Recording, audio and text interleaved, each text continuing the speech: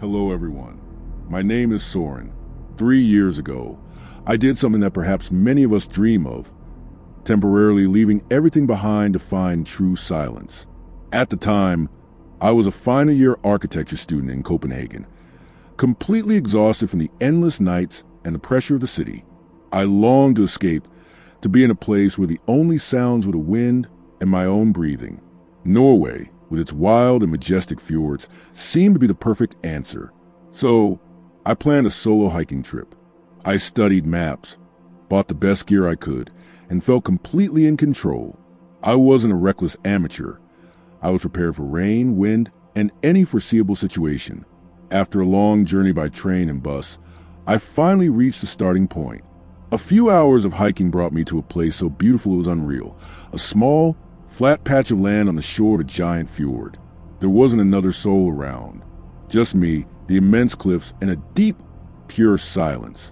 I set up my tent, made a hot cup of tea, and sat looking out at the mirror still water. A feeling of absolute peace washed over me. This was it. I had found my paradise, a completely safe place to escape from the world. I couldn't have been more wrong. The first night passed peacefully. In the magical light of the Nordic white night, I slept deeply and dreamlessly, a luxury after months of stress. The next day, I simply enjoyed my existence, walking along the fjord's edge, feeling completely at ease and safe. My confidence was reinforced. I had made the right decision. The anomaly began on the second night. I was lying in my tent reading when I felt it. At first, it wasn't a sound, but a very faint vibration through the ground. I sat up, holding my breath and listening. And then I heard it, a low, steady, monotonous hum.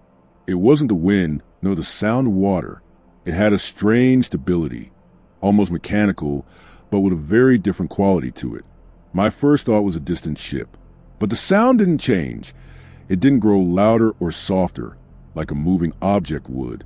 Then a more logical explanation emerged. The hydroelectric power plant. I remembered seeing a plant on the map many miles away. Of course. Just industrial noise carrying through the bedrock. That explanation immediately put me at ease. I tried to ignore it and return to my book, telling myself I was being silly for worrying. But something still felt wrong. The sound had a very slow, almost organic rhythm, like the breathing of a colossal, sleeping creature. I dismissed the thought, blaming it on my imagination in the absolute silence. I turned off the light and tried to sleep, but the perfect peace had been broken. Now, beneath the silence, there was always that low, unending hum. I woke up the next morning feeling tired and irritable. The low hum was incessant. It had become part of the landscape, a constant soundtrack to my solitude. But something worse had happened. The clear blue sky was gone. In its place, a thick, heavy layer of gray clouds hung just above the cliff tops. A cold fog began to roll in from the water, dense and chilling. It swallowed my vision, turning the majestic fjord into an oppressive, confined space. My world had shrunk to just a few dozen meters of gravel and the black water before me. My sense of isolation, which had been my goal, now took on a completely different meaning. It was no longer freedom. It was a trap. I tried to ignore the growing unease, telling myself that bad weather was just bad weather. I started my gas stove to make coffee, trying to cling to normal routines. It was at that moment that a sudden silence fell. The hum had stopped. The quiet returned, but it wasn't pristine anymore. It was heavy, expectant. For a moment, I felt relief. See, I told myself, it's just the power plant. But then it returned, and this time, all my self-reassurances vanished. It was no longer monotonous hum. The sound was now deeper, louder, and it had an unmistakable rhythm. A slow, powerful beat. Thump, thump, thump, thump. It echoed through the ground, through the air, and seemed to come from the very heart of the mountain. It was a heartbeat. The heartbeat of something colossal, ancient, and waking up. My reason screamed that it was impossible. But my senses told a different story. This wasn't a machine. The sound was alive. Panicked, I jumped up and stared out the water, hoping desperately to see a ship or some logical explanation. The water was flat as a sheet of obsidian under the gray sky. But then, Far out in the fog, the surface rippled. Something rose. It wasn't a fish nor a seal. It was a black, glistening arc with no features. It appeared for just a second, a silent silhouette, creating no wake, before it slid gently back under and vanished. Its movement was too smooth, too unnatural. My eyes were not deceiving me. I had seen something that shouldn't be there. I backed away, my heart hammering in my chest. I no longer dared to wander far from the tent. A primal fear told me to seek shelter. I paced back and forth in my tiny campsite, my mind racing. To try and calm myself, I walked to the water's edge, intending to splash some cold water on my face. As I bent down, I saw them. On the damp gravel and sand, where the small waves lapped, there were footprints. They were not my footprints. My boot soles had intricate patterns. These were different. They were huge, much wider than a normal human foot, and their shape was grotesque, like something from a nightmare. Each print had 3 long toes, as if webbed, and they were pressed deep into the ground. But the thing that froze the blood in my veins wasn't their shape. It was their placement. There were only 2 of them. They led from the water onto the shore for about a meter, and then they abruptly ended. There were no other tracks leading anywhere, none back to the water, none up onto the rocky ground, as if the creature had stepped out of the black water, stood there for a moment, and then vanished into thin air. In that moment, everything shattered.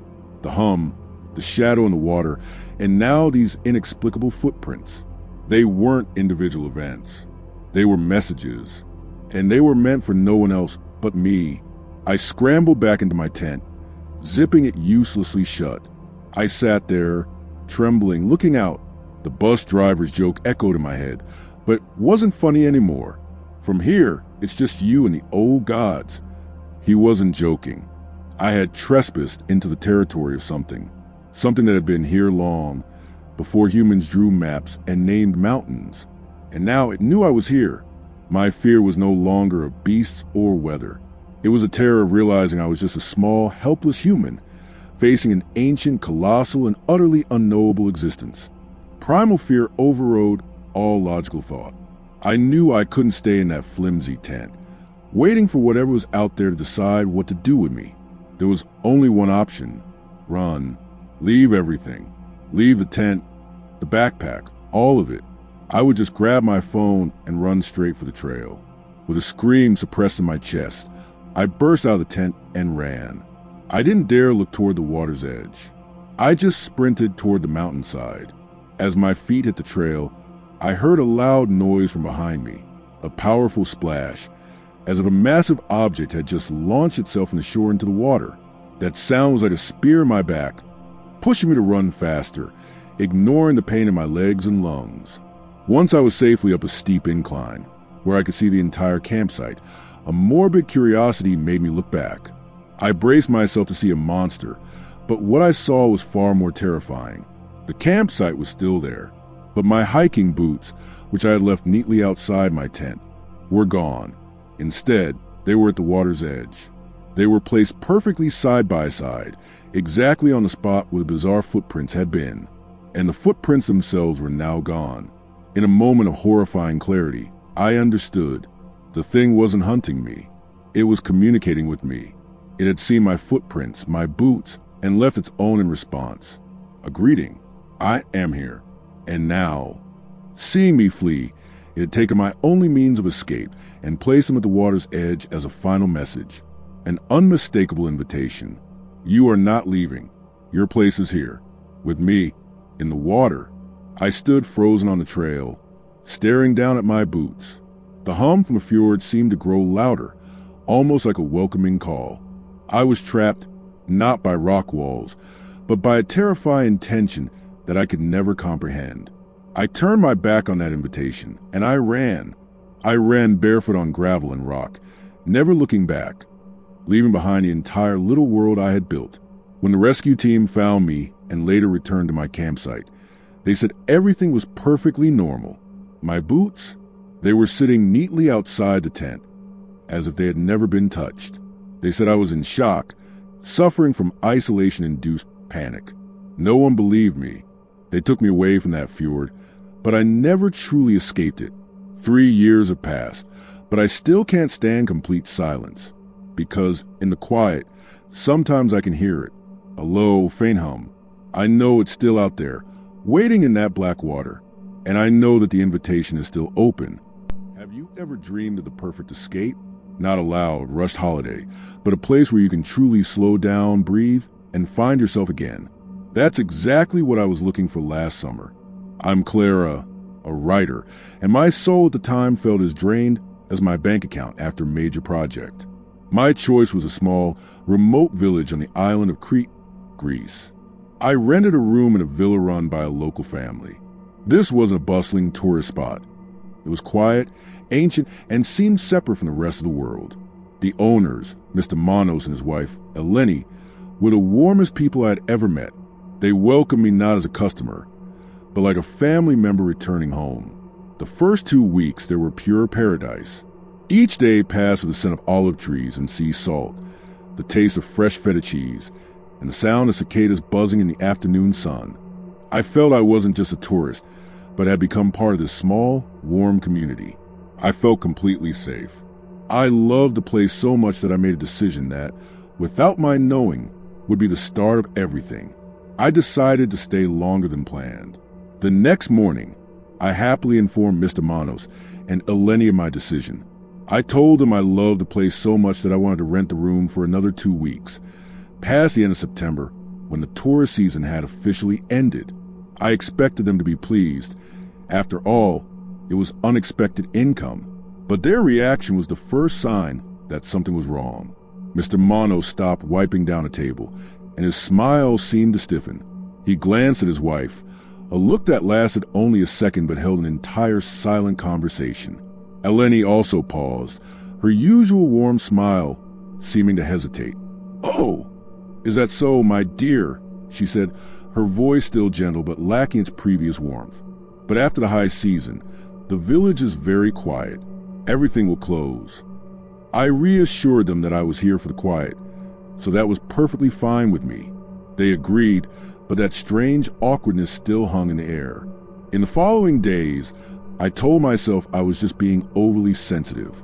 Perhaps they were just tired after a long summer. But small changes began to appear. Breakfast, which had been a highlight of my day with its warm pastries and fresh orange juice, now became simpler, still adequate, but lacking that special care. My pleasant chats with Eleni also became shorter. She always seemed busy or in a hurry to be somewhere else. These were very small things, the kind of things you would feel silly complaining about, but they accumulated, like small clouds slowly gathering to obscure a clear blue sky. My paradise was still there, but for the first time, I felt like just a guest, and perhaps a guest who had overstayed her welcome. The change didn't just stop at the host's attitude. It began to creep into every aspect of my life, slowly and methodically, like a slow-acting poison. First came the modern conveniences. The Wi-Fi abruptly stopped working. When I asked Eleni, she just gave a dismissive shrug and said, "Probably a problem with the cable from the mainland. It happens all the time here." She showed no intention of calling a technician or checking on it. She simply accepted it and expected me to do the same. A few days later, my phone signal also started to flicker, then vanished completely. At first, I blamed the village's remote location, but had worked fine before. Now, my final link to the outside world was severed. I was digitally isolated. Then, the physical isolation began. Just as Eleni had warned, the village truly died after the last tourist left. The little taverna where I used to sit and read was shuttered. The single souvenir shop was locked up tight. Silence fell over the village, no longer peaceful, but eerie and empty. One morning, I went to the small market to buy groceries only to find it closed, wooden boards nailed over the windows. When I asked Manos, he just gave a simple reply, "The season is over, my dear," and turned away, giving me no chance to ask more. Panicking about my dwindling food supplies, I asked Manos about renting a scooter to get to the next town. "They are all broken," he said without meeting my eyes. "We have to wait until after the winter for someone to come and fix them." Every avenue for my independence was gently but firmly blocked. Their refusals always seemed plausible on their own, but their coincidence began to paint a frightening picture. The social isolation was the worst. The villagers, who had once smiled and offered friendly calamera, now seemed not to see me.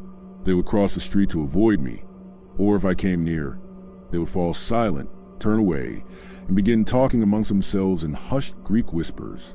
I could feel their eyes on my back as I walked past. I was no longer part of the community. I was an outsider, a problem to be monitored. My unease turned into paranoia, and then into real fear. I knew this wasn't random. They were deliberately keeping me here. But why? One afternoon, desperate to find a phone signal, I followed a trail I hadn't taken before, a steep path that led up behind the village toward an old chapel on the hill. From that high vantage point, I could look down on the entire village and a small cove hidden behind the rocks. And that's when I saw the truth. I saw a small van making a delivery to the back door of the closed market. I saw a group of men, including Monos, working on a small, hidden beach I didn't know existed. They were building something out of wood, a large and strange structure. And then my heart stopped. I saw them. The scooters that Monos had told me were broken, parked in a neat row and looking perfectly intact behind his house. They had lied to me about everything. My isolation wasn't a byproduct of the tourist season ending. It was a carefully orchestrated plan. This entire village was preparing for something, some event that they didn't want any outsiders to witness.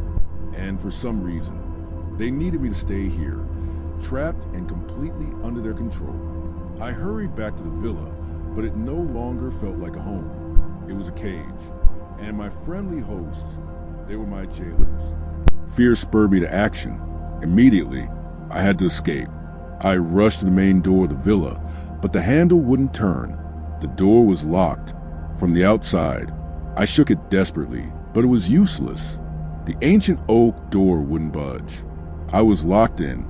The sun began to set, painting the sky in a strange orange red. And then I heard it. A sound began to rise from the village. It wasn't a scream or anything frightening, but a song, a low, steady chant, sung by many voices, men and women. It was accompanied by the slow beat of a drum, like the heartbeat of the village itself. The sound grew louder, closer. I ran to the window, peeked through a crack in the curtains, and looked down. The sight took my breath away. A procession was slowly making its way through the narrow streets. All the villagers, including Manos and Eleni, were dressed in simple white clothes. They held torches in their hands, the flickering fire dancing across their solemn faces. There was no more hostility or coldness. Instead, there was a devoutness, an almost hypnotic focus. They looked like believers performing a sacred rite. The procession stopped, right outside my villa. My heart felt like it was going to beat out of my chest. I heard the bolt of the lock being drawn back. The door to my room slowly opened. Eleni stood there, holding a white garment identical to her own. The distant look on her face was gone, replaced by a strange pity, a terrifying calmness. "It is time, my dear," she said, her voice gentle but allowing no refusal. "Do not be afraid. This is a great honor. The sea was too quiet last winter. He needs a gift, a new voice, so that he may bless us with a bountiful season." In that moment, I understood everything. The wooden structure on the beach, the systematic isolation, their need for an outsider to remain after the season ended. I wasn't an inconvenience to be hidden. I was an essential part of the ritual. I was the offering. I didn't scream. I didn't fight back. How can you fight against the faith of an entire village? In their eyes, they weren't evil. They were people saving their community, and I was a part of that salvation. Their terrifying calmness stole my will. I put on the white garment Eleni gave me. The fabric was rough and cold against my skin. I came here to find a story to write. I never imagined that story would be my own, and that these would be the last words. They are leading me out of the villa now, toward that hidden beach. I can smell the salt in the air and hear the crashing waves getting louder. Their chanting surrounds me. They say I shouldn't be afraid, that I will become part of the sea, my voice forever singing in the waves. They say the sea is waiting. Hello everyone, I'm Leo. As a folklore student, I've always been fascinated by old traditions, the stories and rituals that have shaped communities for generations. That's why that summer, I traveled to an isolated valley in the Austrian Alps. My goal was simple: to observe and document St. Johann's Fest, an ancient solstice festival that this village was famous for preserving in its most original form. The village was as beautiful as a postcard. Charming wooden houses with balconies full of flowers. The clean air carrying the scent of pine and fresh-cut grass. The people here were incredibly welcoming. They were proud of their heritage and happy to host a curious student like me. They invited me into their homes, shared local food, and told me about the importance of the coming festival. For them, this was the biggest event of the year, a time to celebrate, to pray for a good harvest, and to cleanse the misfortunes of the past year. The village air was filled with joyful anticipation. People worked together decorating, singing, and preparing for the night of the festival. I felt incredibly lucky. I wasn't just a distant observer. I was welcomed into the heart of a living, authentic culture. I felt completely safe, completely welcomed.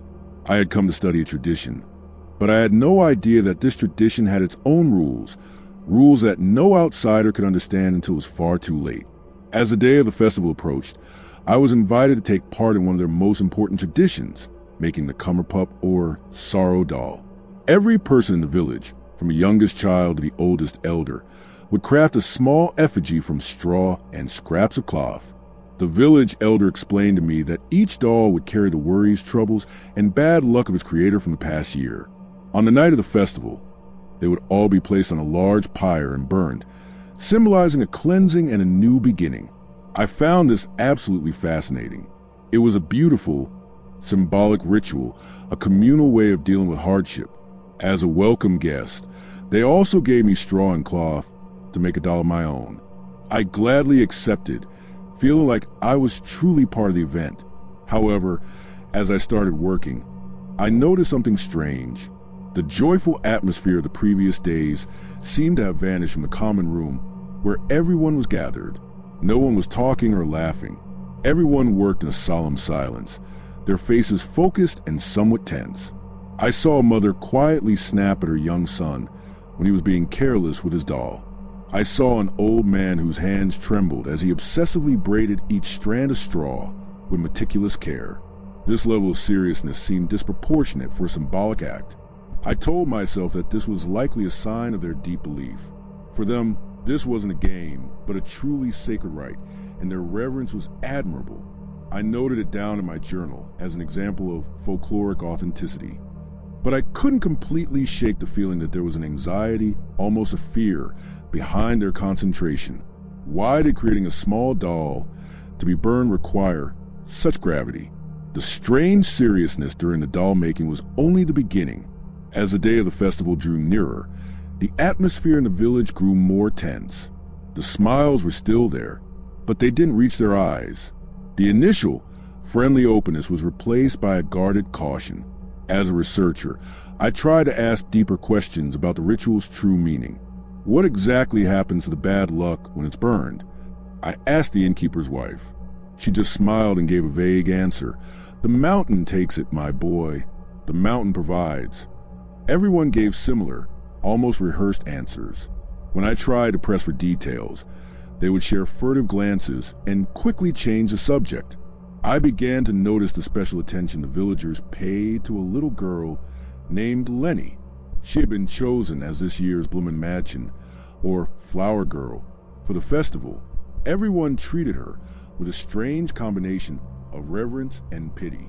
They gave her the best sweets and patted her hair with sad smiles. Her parents, while appearing proud, had a constant, unconcealable anxiety in their eyes. Again, I rationalized this. Perhaps the role carried a heavy spiritual responsibility for a child, and they were simply worried for their daughter. On the afternoon before the festival, a cart went around the village to collect all the Kummerpup. People silently placed their effigies on the cart. I added my own somewhat clumsy doll to the growing pile of straw.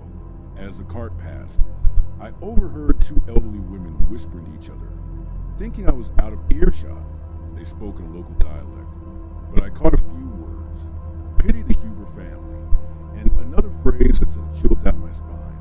But as the mountains will, there must be a bearer. Bearer?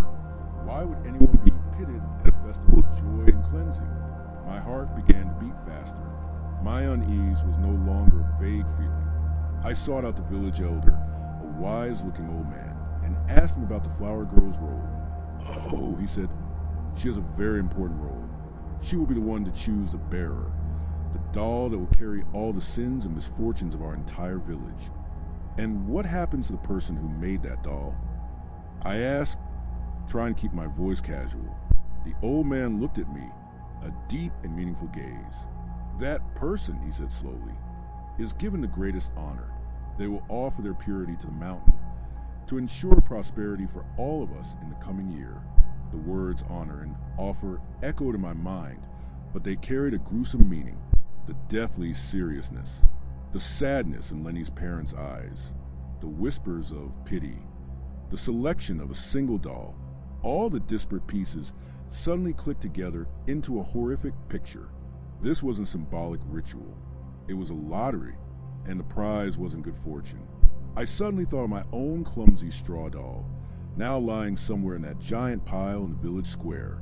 I came here as an observer, a researcher, but by participating in their tradition, by making a doll with my own hands, I had unwittingly bought a ticket. I was no longer an outsider. I was a participant, and my life, like that of all these friendly villagers, now depended entirely on the random choice of a little girl.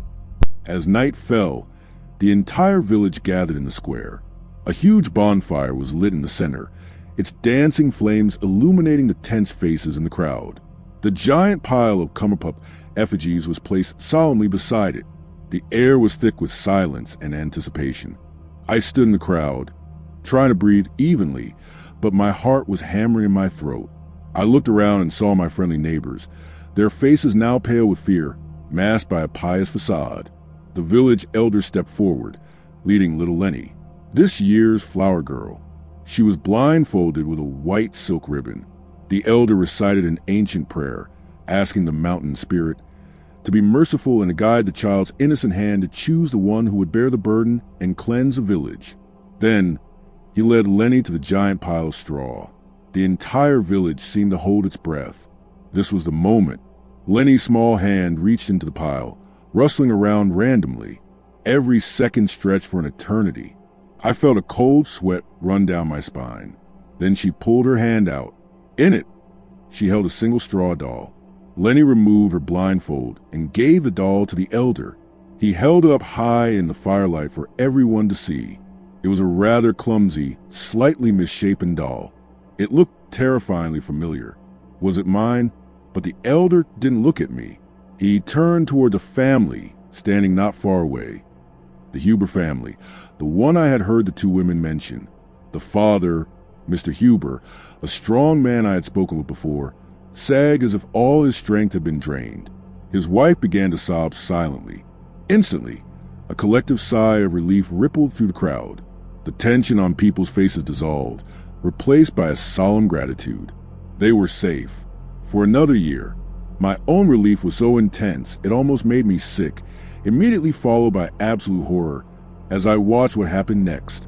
Two tall men silently walked over to Mr. Huber. They didn't drag him.